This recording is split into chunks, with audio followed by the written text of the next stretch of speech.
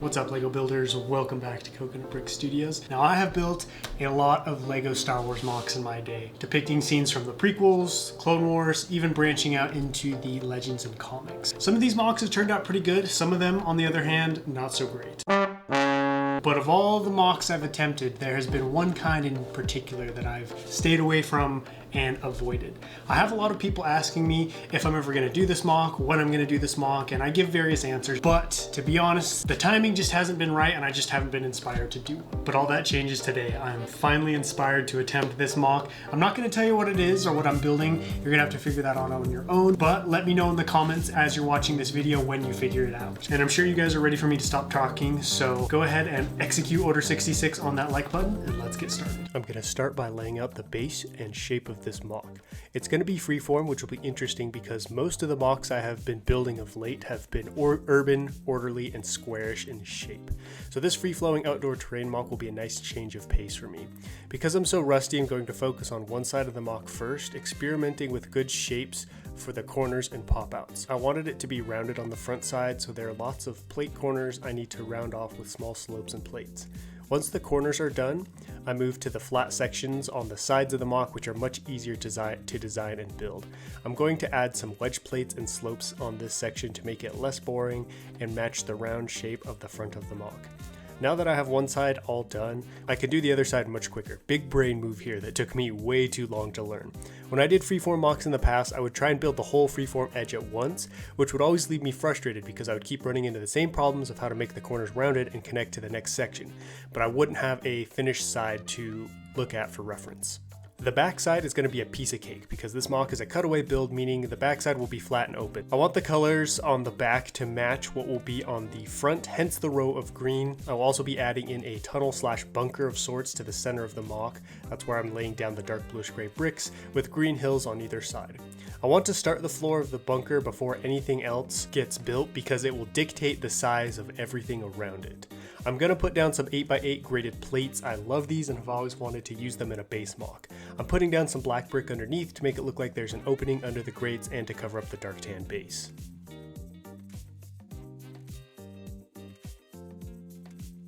Now it's time to build some armor. I've had this Moc idea in my head for years now, and I knew some kind of military vehicle would be coming out of the tunnel opening. Trouble is, most military vehicles in the Star Wars galaxy are massive or have legs, but I eventually landed on the perfect one, this hover tank. This is the first major hint as to what I'm building, and I bet a lot of you now know what's going on here. This tank is an official Lego set, and I thought about buying the set just for this Moc, but I decided it would be cheaper just to buy the parts I needed and download the instructions for free from Lego's website. Normally this tank is light bluish gray with dark bluish gray highlights, but I swapped out the two colors to make it a little bit more custom and less recognizable. The reason I'm building the tank so soon is that I don't know how big it is, so I need to make sure it will fit in the tunnel, and I need to know how tall it is before I can build the walls and the roof. Nothing worse than building a tunnel and then having your tank too big to fit in it.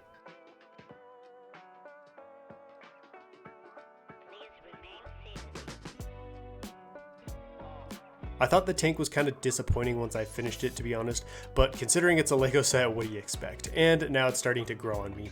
But when I use this tank in future builds, I'll probably go with a custom design. The tank's ready and the walls of the tunnel are going up. They're super simple as the tank takes up most of the space, so you wouldn't really be able to see any detail I would have added to the walls anyways. I will add a black wall in the back to make it nice and dark and then slap on a roof, which will be completely covered by green plates and grass, so it doesn't need to be fancy. After the roof, it is time to kick up the difficulty level of this build.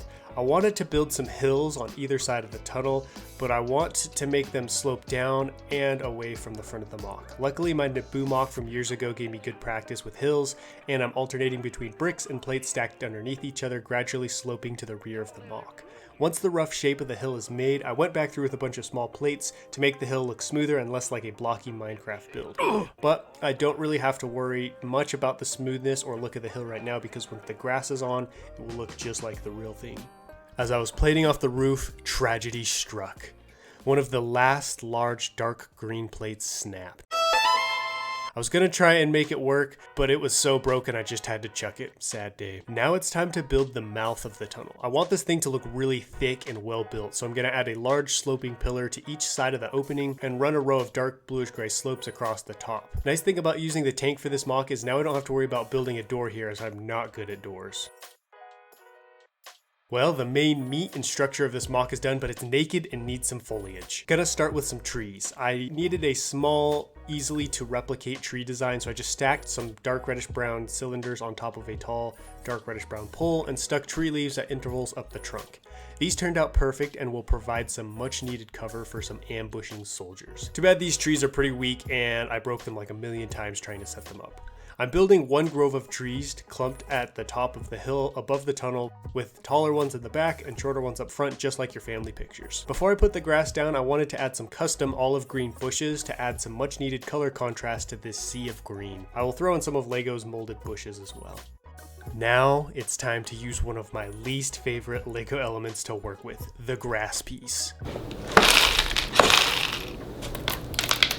I've had many a bitter struggle with these pieces. Even though I love the way they look and the detail they add to Mock, man are they hard to place down, especially with my thick, meaty fingers. All this grass reminds me of the pasture-sized section I had to put down when I was building my debut Mock. It is also hard to put the grass down on a hill-like structure because the grass stalks jut out to the sides and are hard to stick next to anything that is taller than it because it pops the grass piece out of place, and then you knock over 5 other pieces trying to fix the first one. On the top of the hill, I want to add some patches of olive green plants to add some color and a change of texture. They will thin out as they move down the hill. The tough thing about these pieces is they end in a rod, so you have to put down some plates with holes in them to be able to place the plant pieces on your build. I had to pull up all the trees to finish adding the plants, so I figured I should probably add the minifigs that will be in the tree cover as well while they're off.